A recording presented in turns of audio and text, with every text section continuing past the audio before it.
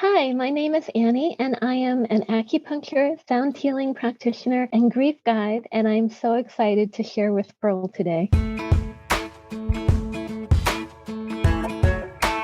Hey everybody, it's Pearl again, and welcome back to another Conversations with Pearl. And I am so excited to have my guest with me today. We actually, a little history, we tried to do this recently, and she had a storm where she's at, and so we couldn't make it happen, but I'm so glad Annie's with us here today. And I just want to introduce our guest. Her name is Annie McDonnell. She is an acupuncturist, a sound healing practitioner, and a grief guide who teaches self-care practices to nurture our tender hearts and cultivate resilience through the power of gentleness. Her virtual sessions are tailored to help you get unstuck, tune into your creativity, and reconnect to your inner calm. In addition to a free monthly collective grief circle, she offers one-on-one grief care sessions as well. And to learn more about these offerings, we're going to put all the links in there, but as well as her upcoming self-paced digital course, Finding Your Way Through Grief, she invites you to visit I'm going to say that again, JoyAlchemy healing.com. That's joyalchemyhealing.com. Or you can also catch her at Acupuncture Annie on Instagram, which we're going to put all those links for you in our comments below as we get this all out to you. But Annie, welcome to the show today. Thanks, happy to be here. Happy to have you. So tell us where you're at. And I know you just told me before we hopped on, but share with the listeners where you're located at and what brought you on this journey to become an acupuncturist and the healing sound therapy. Well, my practice is based in New York City. I'm coming in today from outside the city, and now since the pandemic, I've started doing more virtual work. So it's nice to have connections across the planet. So I've been an acupuncturist. I had, I guess, like my version of a midlife crisis where I started out as a children's book editor, and I love that. I still do some work in editing, um, but I had kind of a soul hunger where, like, I knew there was more I wanted to do. I wasn't sure exactly what, and through my own personal journey, I ended up doing hospice care for the first cat I had on my own as an adult. Um, and so it was a very sad experience, but it was also very rewarding in terms of um, the emotional intimacy and just being able to take care of someone like that. And through that process, I like learned how to give her some injections, and I was just doing some more hands-on stuff that I hadn't believed that I could really do before. So that was one of the sparks that it took me a while to make the commitment, but that was one of the motivations that made me start investigating the healing world. And acupuncture is a wonderful practice because there are really no side effects. You feel the prick of a needle, but it's very safe, very gentle, and it's lasted for thousands of years. So when I started learning more about that, I just got so entranced by it. And the sound healing comes in naturally in traditional Chinese medicine. There actually is a form of qigong. That qigong is sort of like the yoga of traditional Chinese medicine, and there actually is a form of qigong that uses healing sounds. Um, and I love going to sound baths and working with singing bowls, and so I started learning more about that, and it incorporates very nicely into along with acupuncture. That is such a great journey. And, when we find things that take care of our inner, our inner soul and take care of our inner needs, it's so powerful when we're able to put ourselves first and be able to handle things that come our way. Because we're going to talk about grief in a little bit as well. But I lost my son last July at 25 to a tragic car accident, and it's Mhm. been a journey. And nobody writes. There's not a book to write on how grief, how you go through grief. There's steps Mhm. that say these are the things. Kind of like I remember, I never thought when I was having my children and I adopted our older son that I would also need a book. They give you the book, What to Expect When You're Expecting. I never thought I'd have to have a Right. book about what to expect when you're grieving. Yeah. Yeah, and so, to walk through that journey, everybody, it's so different, and I know one of Mm, the questions I asked, and when so listeners understand, every time somebody comes on and is a guest with us, we have a list of things we ask them to help us better understand, and so one of the questions I always like to ask is, you know, your own personal shiro journey and how, being able to put your self-care first and what it means to you, and I know you were sharing the experience of losing your parents. So I would love for you to share that with our listeners and how you incorporate your self-care with that. sure. I'm so sorry to hear about your son. There's nothing that I could say. Grief is so hard because we so want to make things better, and some things just are what they are. Um, but thank you for sharing your story. Um, and along the lines of what you were saying, where there's no book on what to expect when you're grieving. As my parents were getting older, like my mom was 40 when she had me. So my whole life, I kind of knew that my parents were older, and I was kind of worried more about their health than my friends with younger parents. Um, that's actually part of what led me to always read up on natural healing because I was always pestering them, like, try this vitamin, try this herb, because I wanted them to stay healthy as long as possible. Um, so they started getting older and declining with, you hit a certain age and it's like one thing after another. So there's a term called anticipatory grief that not many people know the name for it, but I think a lot of people experience it where, my mom had, she wasn't far along, but she had kind of early stage dementia. And my dad ended up using a scooter because he could barely walk. And so before you even lose someone, there are a lot of little griefs along the way, that need care. You need to take care of yourself as you're caretaking other people. It's really important to take care of yourself as much as possible, because it's very exhausting, the final stages when, I remember my nervous system was just so fried because, I knew that anytime my cell phone beeped, it could be my mom had fallen again, my dad was in the hospital, some crisis to deal with, or some bad news from my sister. Like, I have siblings, so we would like communicate with each other, like, who can go visit my parents now to, kind of triage a situation. So I think a lot of people in caretaking roles, don't realize how deeply exhausted they are and how they're always on high alert. And it's hard to get a good night's sleep. Um, so that's where self-care really, really comes in. So I like to, in this digital course I'm working on, I'm just making like short 5-minute videos of, like, if you can grab 5 minutes for yourself, here's some breathing exercises, here's a qigong move, here's a little meditation, because it all helps to, just kind of, the more you can bring yourself back to that calm center, the more you can take a deep breath and take the next step forward of the hard thing that you have to do next.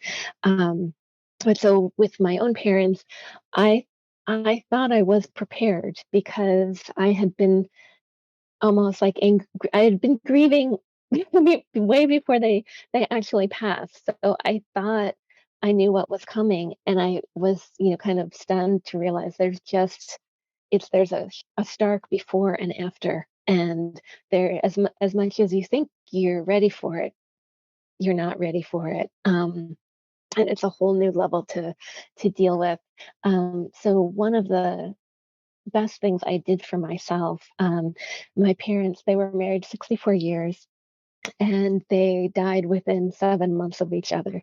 They were just one of those beautiful, happily married couples who, when my dad died, my mom was just so sad and depressed, and she didn't want to go on without him. So, she didn't. We truly we did everything we could for her, but she wanted to be with my dad, I think. Um, so, in that time period, in the like immediate lead up to their passing, and then for many months afterwards.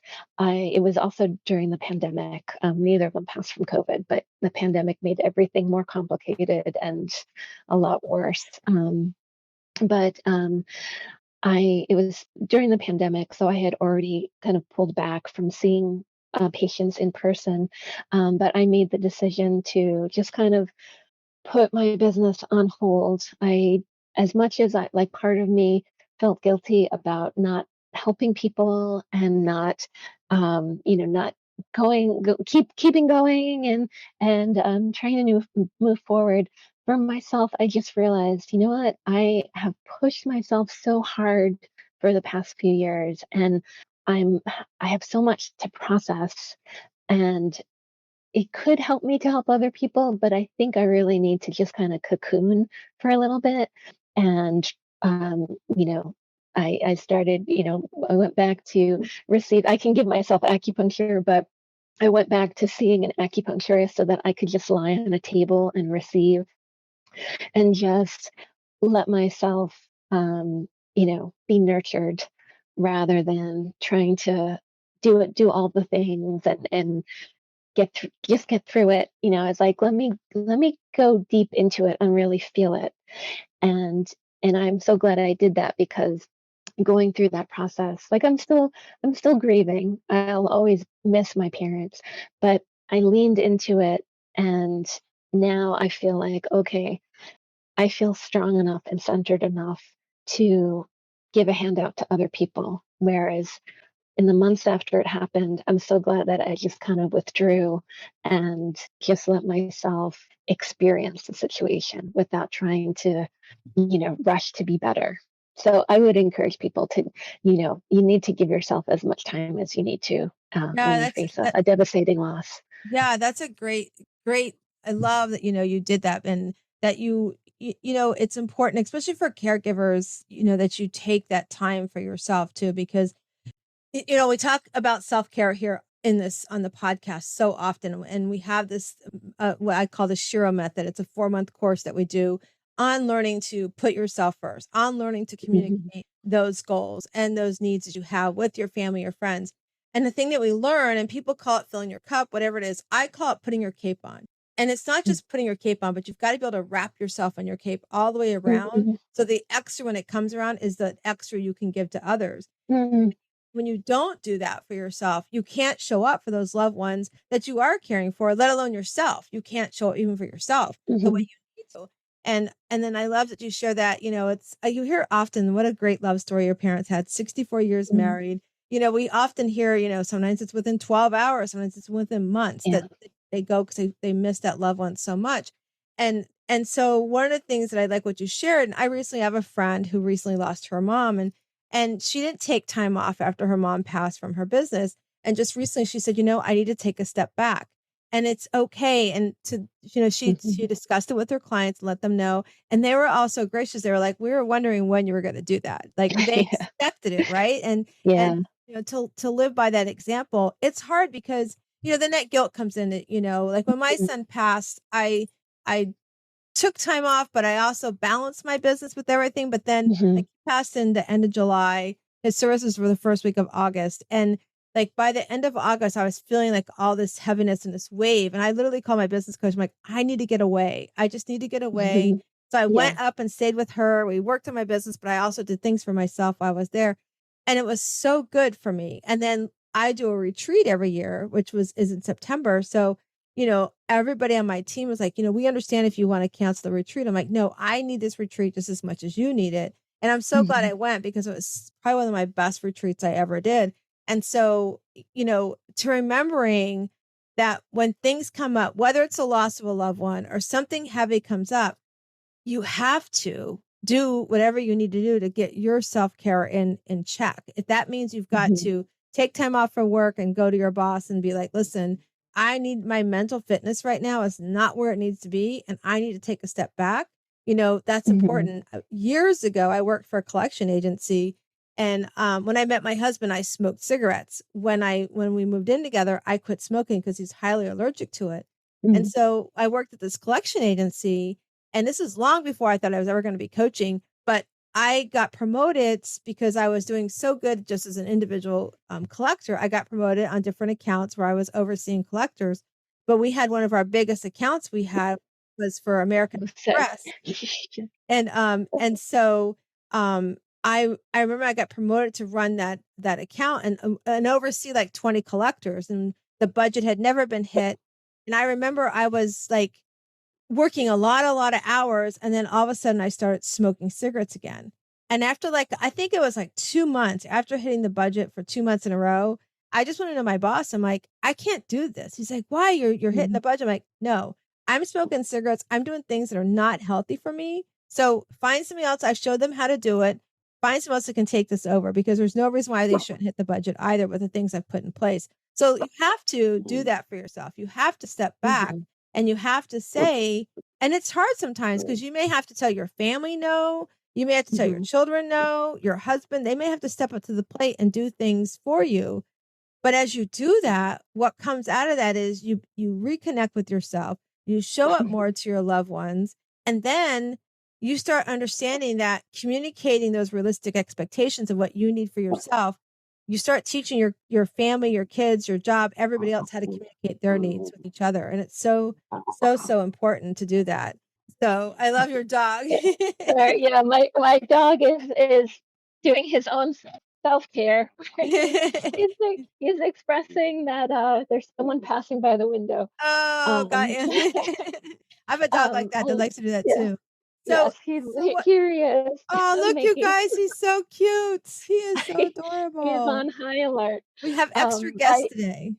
yeah, um, but I love that you were able to notice that too, because I think it's so easy, to fall into the pattern where, you know, you do stuff to numb yourself out, where whether it's smoking or eating too many sweets or zoning out in front of the TV.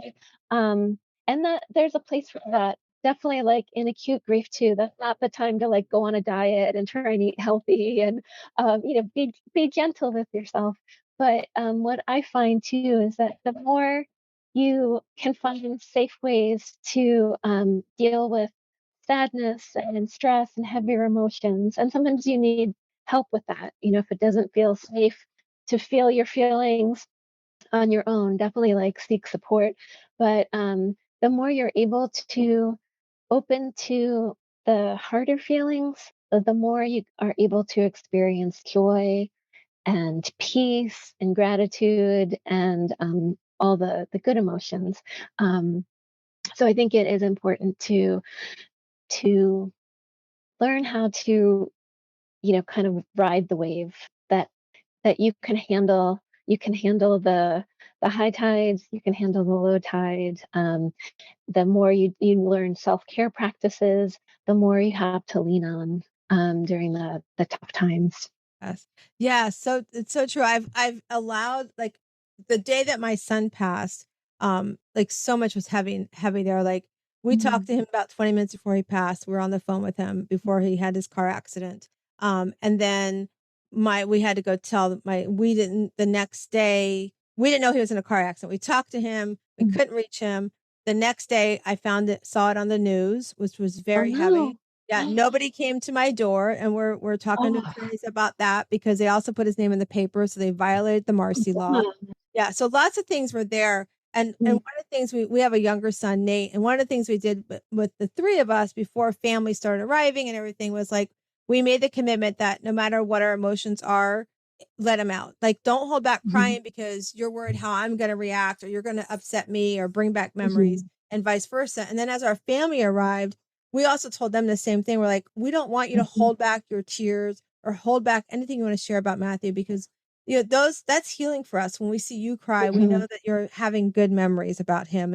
And yeah, it's very sad, it's, so short at 25, but we need that. And so we've allowed ourselves to carry that as well. Like if we have waves, I've learned triggers from my husband. Like if I'll ask him, when I'm like, "How's your day going? Are you okay?" He goes, "Life. It's just life." mhm, I know that's his word to say, he's grieving heavily today, And me, I just say it, I'm missing Matt heavily today. I just let him know. So we communicate that Mhm. because we know that it's important and we understand that this is where we're grieving. And things come up, we've some other things have come up for people have done some things using his passing in ways that are not in very negative ways. So we're addressing those things. So as Mm. those things come up, we try to address it. But one of the things that I know is that in my faith, I know that I'm going to see him again. And it's not, Mhm. people go, I have a great friend, Lisa Nickel, who sat with us through the whole process. We met her at the funeral home, and we become really good friends. And unfortunately, we have in common losing our boys. And one of the Mm. things I've learned from her is that people are going to say things that are just stupid. And we just have Mhm. to acknowledge that it's not because they're dumb. It's just that they don't think before they speak and they think their Mhm. words are helping us. Like to tell somebody to tell me, well, he's in a better place. Well, I think being with me was a pretty cool place too, So things, Right. so Yeah. things like that, or at Mhm. least you had him for 25 years. Well, I kind of would have liked until I died. So things Right. like that. But I love it when I have a friend or a loved one just say, how can I help you? Because I don't know what to say or what to do. Because Mhm. then you're acknowledging that I want to help you, but I don't know what it is to say or do. And I'd rather you say Mhm. that to me than try to Uh-huh. tell me these cliches that you want to say because it doesn't help the situation. I Yeah. and Lisa and I both tell our friends, I don't wish my worst enemy to be in this club with me because it's not a Mhm. club I'd want to be in. But I love reaching out to people like yourself. And I have somebody I interviewed before. Her name is Hope Rieger. She lost her son too, and how people are using their experiences to pay it forward, to empower others Mhm. to understand that, you're not alone in grief. And here's the thing to our listeners, grief isn't just losing a loved one physically. It's also, Mhm. having to release those that are still alive that you Mhm. have to grieve because you need to put boundaries up and not have them in your Mhm. life anymore. A, Yeah. a big example for my life is my dad. I was a daddy's girl. My son Matthew, like I said, we adopted him at a month old, and he was a mixed race child. All growing up, my dad was a great grandfather, a great papa. But when he came and lived with us, and Matt was in his teen years, and I found out later through my dad's second wife that my dad said some pretty hateful and racist things to my son. And so Oh. I had to let him go. I literally physically wrote physically Annie a obituary to him being my father. Mhm. I mean, I wrote it so good that my family thought my dad had actually died. Like my Mhm. nephews had thought, and I'm like, no, no, no, he's Mhm. physically here. Go back and read it. I said, Mhm. well, he's physically here. He Mhm. doesn't get the honor of being my dad any longer. And so grief is not just somebody who's passed; it's also grieving Mhm. somebody who's alive. But it's also grieving things in your life that you have to release. Maybe it's Mhm. closing a business. Maybe it's a relationship Mhm. that you're in. So Yeah. having the tools to help you walk through the stages. Mhm. And like we said earlier, there's not any one way of doing it. You do it the best you can. Mhm. You help the best you can. But what I'd like to know is that I know you do the collective grief circle and the one-on-one grief care Mhm. sessions. So share with our listeners, you know, what is that you do? How does that look if somebody came in and was working with you? Mhm. How do you help them navigate that process? Sure. Well, so I offer the last Tuesday evening of every month. I have a free collective grief circle. It's usually pretty small, usually no more than 5 people. Sometimes you even get like a one-on-one with me. Um, and that the first half of that is a place for conversation. I actually started doing it right after the Uvalde school shootings, because I really wanted a safe place to talk about that, what that brought up in me, and I found a bunch of other people appreciated the chance to gather with people to just, it's some things are just impossible to understand, but it helps to talk about it and to express your feelings. So for any kind of grief is welcome. Any emotions are welcome.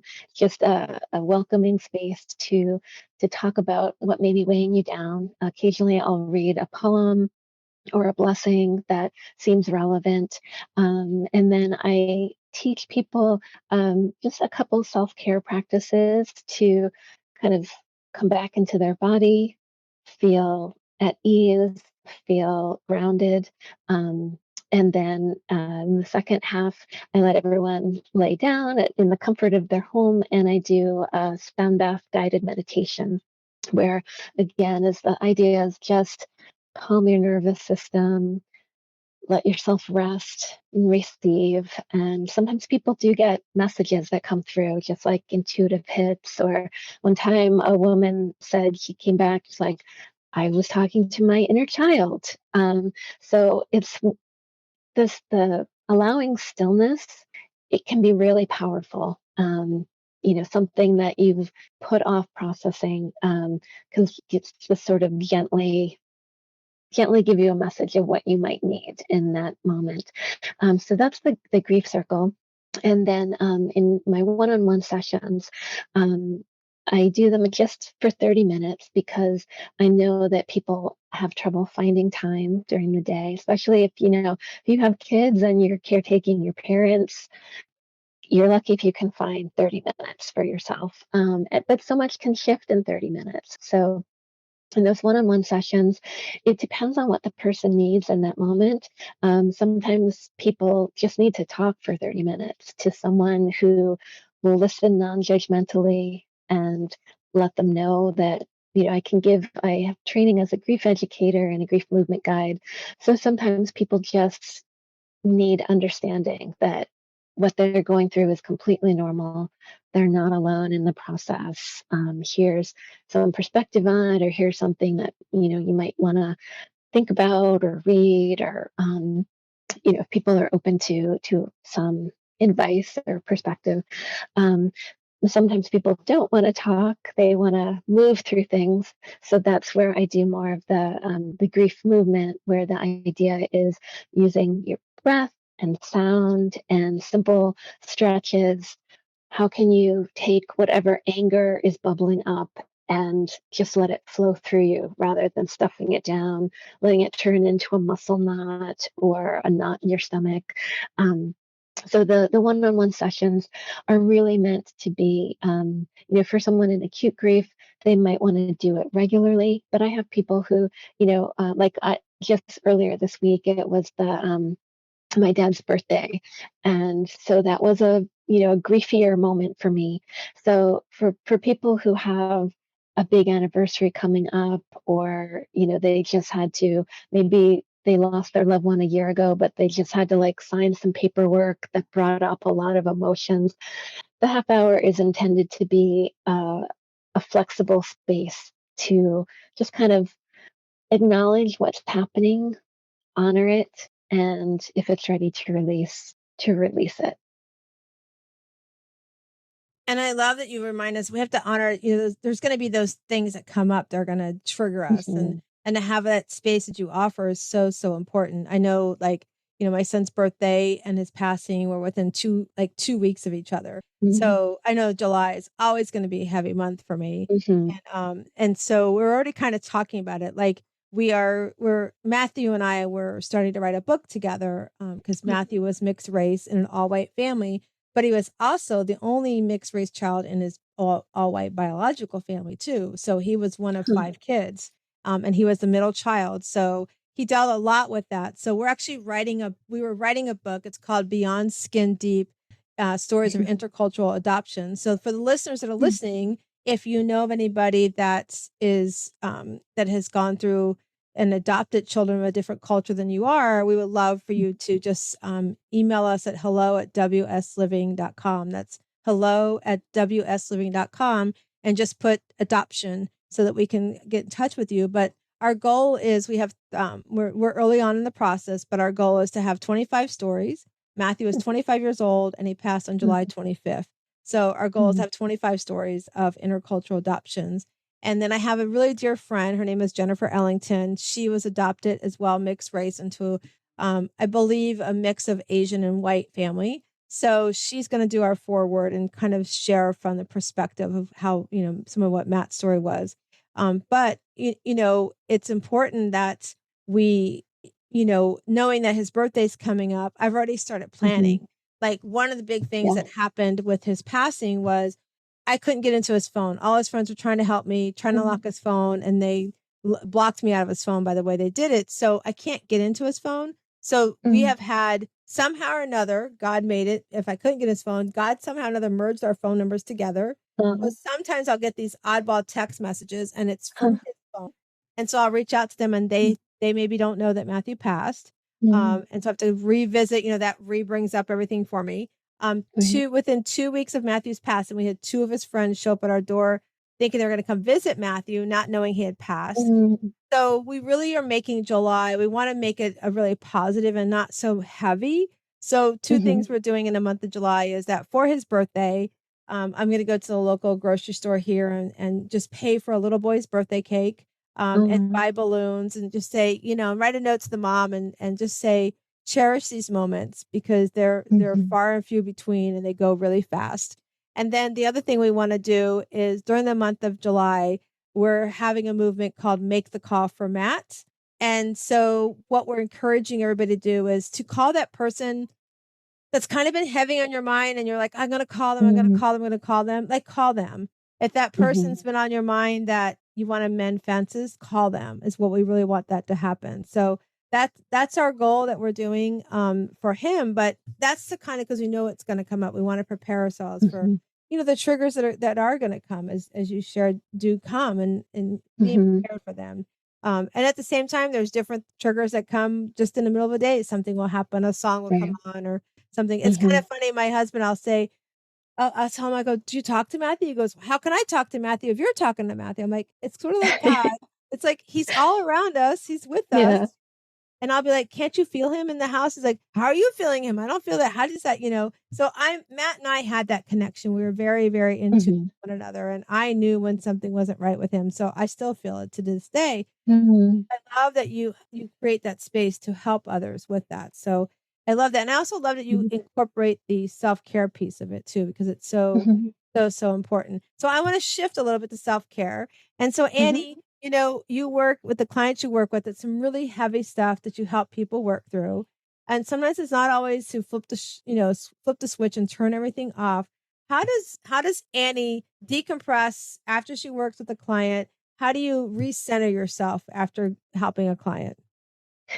Well, first, I just wanted to acknowledge. Love that story. I want to know more about your that make the call movement because I'd love to let my followers know in July too, because it is so important to have as few regrets as possible. Life is so short and precious, and that's one of the positive sides of grief is that you really feel the deep preciousness of every moment together. And one of my teachers is David Kessler, who wrote with Elizabeth Kubler-Ross. He wrote the original Stages of Grief, and the stages of grief are another whole thing. They've kind of been misinterpreted, but he's since added another stage to the grieving process, which he calls making meaning, and that's where you really can feel, as he says, more love than pain when you find it's individual to each person, but it's so beautiful that you're making meaning out of your loss that will ripple out and affect other people. So that's such an important and like under discussed part of the grieving process. I love that he And added that. yeah, Yeah, that's a really great yeah. add for sure. Especially because we're Mm. hearing, right now there's so many young people that are passing away from fentanyl and Mm. there's a huge movement behind that. So I love that he added that part of the process too. Yeah, and that can people don't need to put pressure on themselves too. You're creating a beautiful movement, but it can be as small and individual as, on his birthday going to, like you said, the birthday cake or going to the cemetery and leaving a flower. If that's your meaningful moment, doesn't have to be more than that. You don't have to maybe over time you'll want to make it bigger, but just make meaning in that moment and then see where it takes you. Um, so then back to your question. Um, so the self care is I have to continually remind myself because even and actually I so in some of my sessions I do work with other acupuncturists or healers, and I go into it thinking like, well, the stuff I'm gonna show them, like they know already. Like how can I really help them? And then afterwards I'll say like, oh, thank you for reminding me about that. Because when you're going through especially with grief is so many emotions swirling together. You can just forget everything that you know. And so it is helpful to have someone just say, here's a couple simple things, or remember when you used to do that and it made you calm down or feel better. So it is an ongoing practice for myself that, like, oh, hey, I actually know in a whole toolbox what might help me feel better in this moment. But one thing I regularly do, just kind of instinctually too, sometimes intentionally, but oftentimes instinctually, is I use my voice. I love to sing, and I find that so I have sound healing training, so there's tons of things you can do with instruments and singing bowls, and you can get really fancy with it. But our own voices are so powerful. It's our own medicine. So when you sing, or you can even hum, if you're out in public, you can just hum quietly to yourself if you need, like, if you feel like a wave of tears coming on that you don't want to process in that moment. Um, when that happens too, I tell people, you know, it can be helpful to just rather than immediately stuff it down, just take a second to acknowledge the feeling and say, I'll come back to you later. And then honor that. So then, maybe before you go to bed, you'll say to yourself, oh, I stuffed down some tears in the supermarket because it wasn't the right time, but what do I need to process now? And either journal about it, or write a poem, or sing, or do something to just kind of let the feeling out and get it flowing again. You don't have to do everything right when you feel it. And I feel like the more you do self care, the more your body starts to trust your mind, that, like you actually are collaborating together, rather than, think in our society too, we're just constantly are um, ignoring our body signals and not respecting ourselves. So there's like broken trust between our bodies, our minds, our spirits. And the more you do self care, the more you can say to your body, please don't cry now. I'll cry. Let's cry later in the shower. And the more you actually can kind of develop a loving relationship with yourself, to rather, like a trusting relationship where you start to trust your intuition, where you start to honor what needs to be expressed.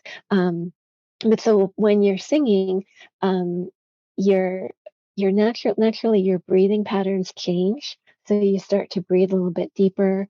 Your exhales start to be longer, and when you have a longer exhale, that's a really good signal to the nervous system that it's safe to calm down. So there are physical changes. It can also trigger, like the release of feel good neurochemicals. So it can give you kind of like, not a natural high is maybe too strong a word, but it makes you feel good. It makes your body feel good. And then on an emotional level, you might sing a song that has personal meaning to you, or personal meaning to your son, or whoever you're looking to acknowledge. I actually have a Spotify playlist that I give to anyone who wants that. If you want a good cry, I have a playlist of songs that are all about loss, but really beautiful. And I find that the other thing singing can do for me is, if I listen to a sad song, um, it makes me feel less alone in the sadness, because the person who wrote that song felt something so similar, and so many other people have sung this song.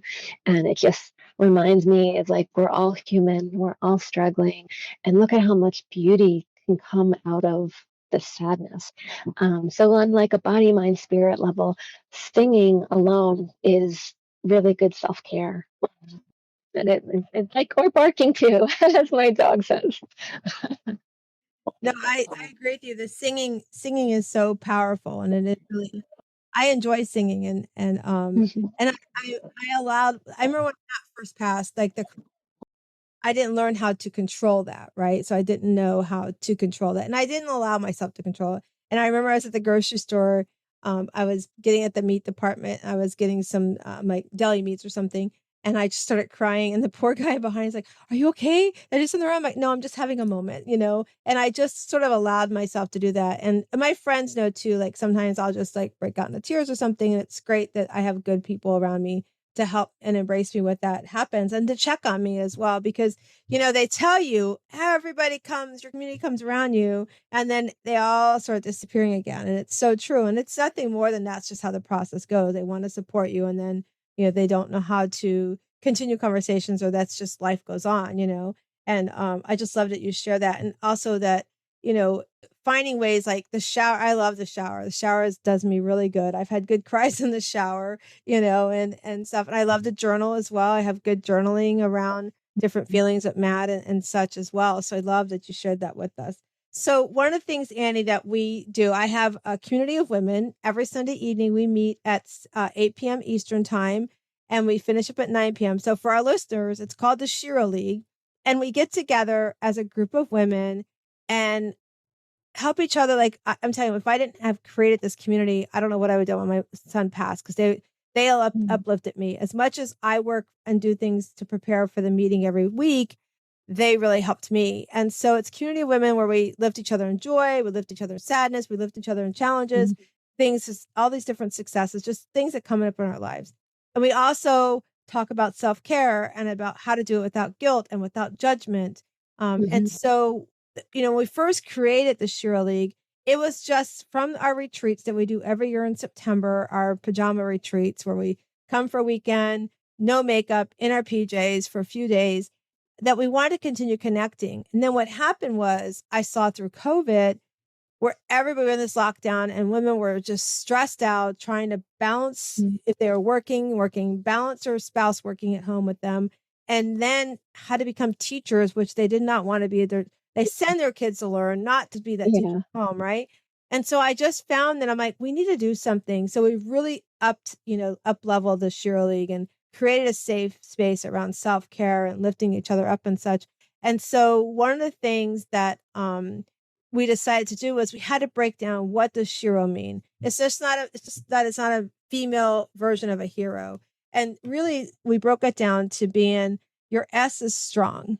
So we Mhm. have to start somewhere to put ourselves first.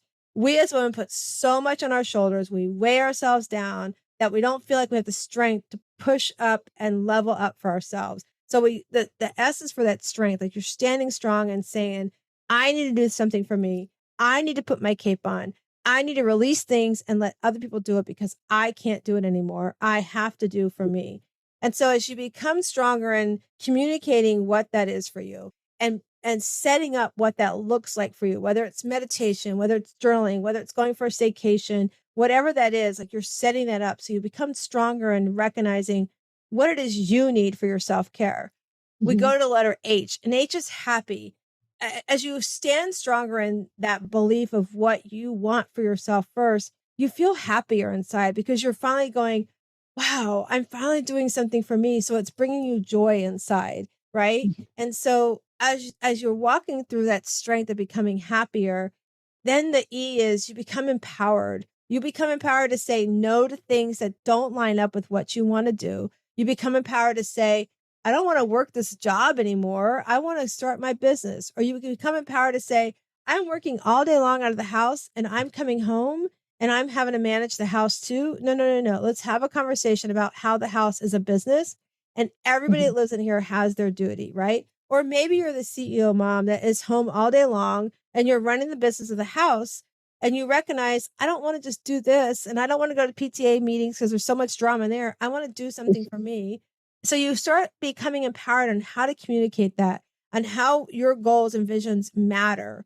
And so as you are, working through those first three letters and which spell out she, you then go, you have this, what R stands for radiant. You have this new glow up about yourself. Like you have this new glow where people are looking at you going, did you color your hair? Did you lose some weight? What happened? Did you like get a new job? Did you get a facial today? A massage? Like they're recognizing something's different about you. And really what's different is that you have this confidence now to be like, I'm not doing that. You need to do that. I don't want to Mhm, be over there. I want to be here. I want to be me first. So then you get to the O, and you hear people all the time, coaches and everything talk about be your authentic self. Well, you were already there when you were born, and your DNA, like I believe in God, he's already put in there what he has planned for you. But you're not authentically looking at what that original DNA is. So as we go through the Shiro method, or you're in the Shiro League, by month 4, you're like going, you're so nailed what this original self of you is, that you have already started working on those talents that are within you, to where now you're now sharing those talents. You're paying it forward. You're saying Annie is beautiful at teaching us how to work through grief, and she's paying forward and sharing her talents, right? Or, I have you're a business coach and you're teaching other women how to run their business successfully. If you weren't doing that for yourself, you can't do that for others. So that O mhm, is you're standing in that original person of who you are to the core, that you're taking these file cabinets that tell you all these things of I'm not worthy, and you're putting them in the trash, and you're telling all the stuff that I deserve that's in the back here that's waiting for you to open the file cabinet. It says, I deserve all of this. Bring it forward. Right. And so that's what Shiro means in when we talk about becoming your Shiro. I'm not just you end up with these superpowers, yes, because you become so powerful in what you believe for yourself that you do have these superpowers. But there's more to just being powerful. And that's what mhm, when we do the Shiro League and the Shiro method, that's we create that GPS, we create that roadmap to help you go from not feeling like you're worthy enough to starting to see your worth to living your worth, right? And so one of the things that's really big, Annie, that we work on is we want women to find what their joy is. People often ask me, where do I start?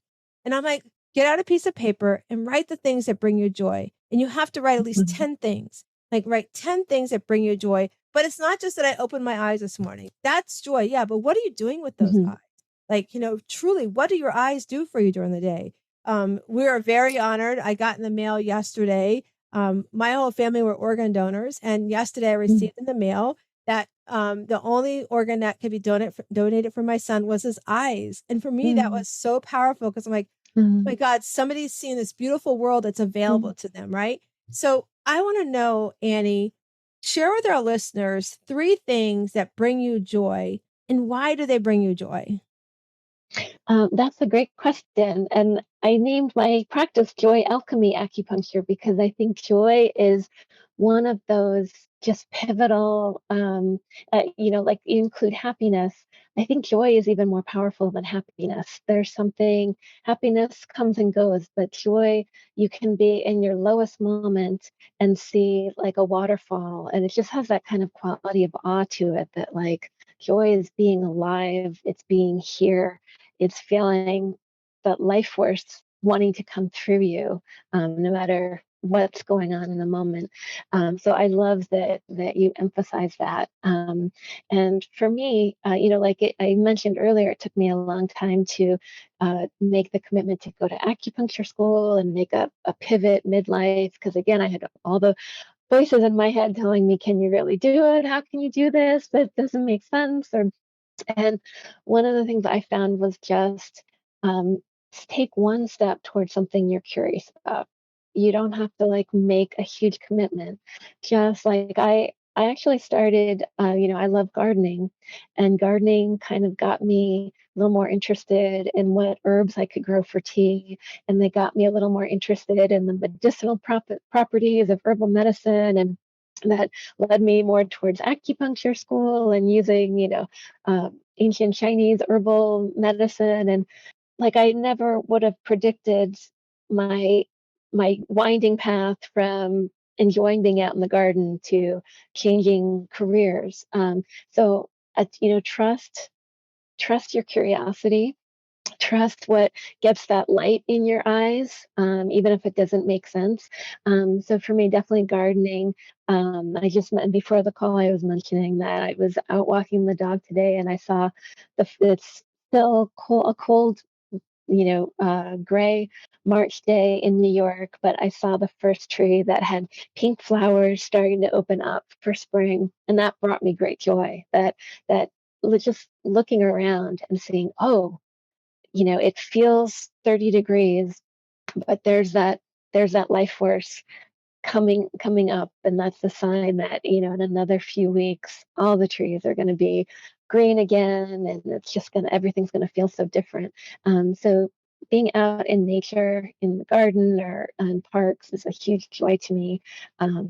My dog, who's now taking a nap after barking earlier, just watching any animals, especially my own pets, but animals, I think, help us come into this moment too, of like what a miracle it is to be here together, enjoying good food, enjoying a comfortable spot on the sofa, enjoying a walk outside. It sounds simple, but it's a miracle. So I find animals are a great reminder of paying attention to the joy in every moment. And the third one, I mean, I would say like conversations like this, where we don't often get the chance to really talk about feelings and what's going on for us, and how we can change the world in better ways. So it's a real gift to be able to connect with people in really open conversation rather than just talking about like what we watched on TV last night. I love those. Those are all great examples. I love the beauty of, like, especially we lived in Virginia. I used to love to see the fall colors change and all that Mm, was so, so pretty. And you're right, mm, animals are so rewarding. My son had his dog Rico, and Rico expected Matt to come in every day. Matt lived with his girlfriend, but him and my husband had a business together. So every day he'd come home. mm, And it's interesting that when Matthew passed, how quickly Rico knew it. Like he knew mm, something was up, and that we had to lay his clothes out, what we were going to bury him in. And Rico was sitting next to me, so was crying. It was like, oh, wow, like they catch on so quickly. And now, and mm, I hate it. I did not like dogs sleeping with me. I was like, get them out mm, of the bed. But now he sleeps with me every night since Matt passed, and he's my 10 o'clock go alarm to go to bed at night. It used to be mhm. 11, because now that he sleeps with us, he's like, are you ready? Like he's like corralling me, like he's coming up near me going, come on, let's go. And so, yeah, they do bring you such joy, because they look at life like they don't deal with all the stuff we deal with, right? They just, are you Mhm. feeding me? You're petting me. I'm happy, right? If we could Right. live like an animal, are you giving me love? Am I eating well? Yes, I'm happy. That would be just a miracle. But we have all this other stuff that we Yeah. work through. So one of the things too that we talk about, Annie, is that we have our joy list, but we have to create a list. Like we are known for list people in this world. Your to-do list, what my kids need list, my grocery Mm, list, all these things, right?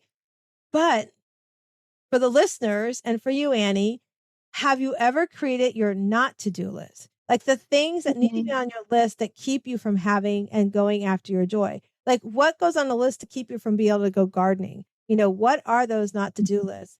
So, Annie, thinking about a not to do list, what three things have to be on your list so that you can enjoy the nature, you can enjoy your dog, and all of those wonderful things?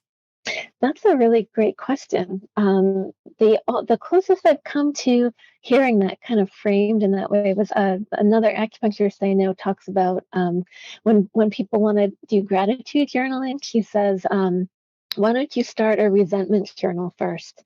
Because what things that you resent are a real clue to what's getting in your way or what's distracting you." So, in terms of like what I resent doing or what keeps me in the way, well, I'm not a big housework person, so anything I can do to like make housework simpler and easier is a good thing. You won't find me spending too much time on like getting the place sparkling.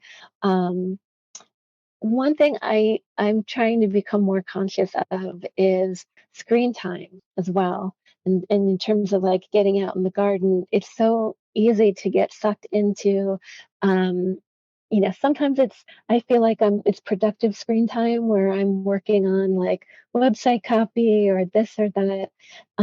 But at the end of the day, if you spend all day in front of the screen time, it just ends up feeling so depleted. Um, and I'm trying to notice more too of when say I'm just going to watch one YouTube video or one Instagram reel, and then, half hour passes and it's just like, where did that time go? And did I actually learn anything? Do I feel better from going down the YouTube hole, 9 out of 10 times, no. So I'd say screen time is definitely something I watch out for. And let me see, the third one, I think the third one would be just that sense that there are things to do, where sometimes it's enough to be, and you don't have to be multitasking. Not everything has to have a purpose. Sometimes, because I've gotten in the habit too of, like, with my digital course, I'm filming some of the videos. Like, we'll all go hiking on the weekends to get out and get exercise, enjoy nature. But then I'll be like, oh, let's make a video here. Um, and like, not every hike has to check off, be like, oh, okay, I did another task for my course. I can pat myself on the back. So I think it's important to remember that sometimes just be, not do. Yes, that's a great reminder. Just be if you have to be. So that's such a great Mhm. reminder. Annie, this has been so much fun. I just looked down. We're like coming upon our last few minutes here. And I didn't forewarn Annie. I'm sorry, Annie, before we got on, we're going to do our better questions, better life cards. So Okay. these are 77 different questions that make you they can prompt you to think, prompt you to meditate, prompt you to journal. So I'm going to shuffle them and have you tell me when to stop. And we're going to read the card that comes Okay. out and have you answer it. So here we go. Tell me when to Okay. stop. Great. Stop. Right. So Annie's card says, how active and creative am I? So Annie, how active and Hmm. creative are you? Um, I love that I love that creative is in there. Um, Active, I want to be more. I don't walk as much as I used to because, again, that's screen time. Um, and I don't, now I'm thinking about it too, like, I don't even dance as much as I used to. I used to kind of like dance while I was doing the dishes, and I haven't done that lately. So I definitely want to be more active.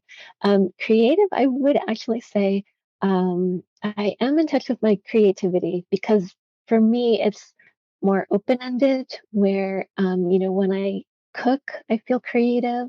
When I'm out in the garden figuring out, like, what colors to put next to each other when I'm planting for the season, I find that creative. I don't I think some people might think of creative as painted a beautiful picture, or I wrote a novel, whatever. So for me, I leave creativity very open-ended, and so every day I feel like I am doing something creative. That's awesome. That's great advice. Every day, find something that you can do that's creative. And that's so very unique. So Annie, tell everybody where they can find you as well. I'm sure my website is joyalchemyhealing.com. And if you get on my email list, you'll learn when the next grief circle is. And you can also follow me on Instagram at acupuncture Annie. All right, awesome. Thank you so much, Annie. And for those that are listening, if you want to learn more about the Shiro method or the Shiro League, all you have to do is email the word Shiro to hello@wsliving.com. That's hello@wsliving.com.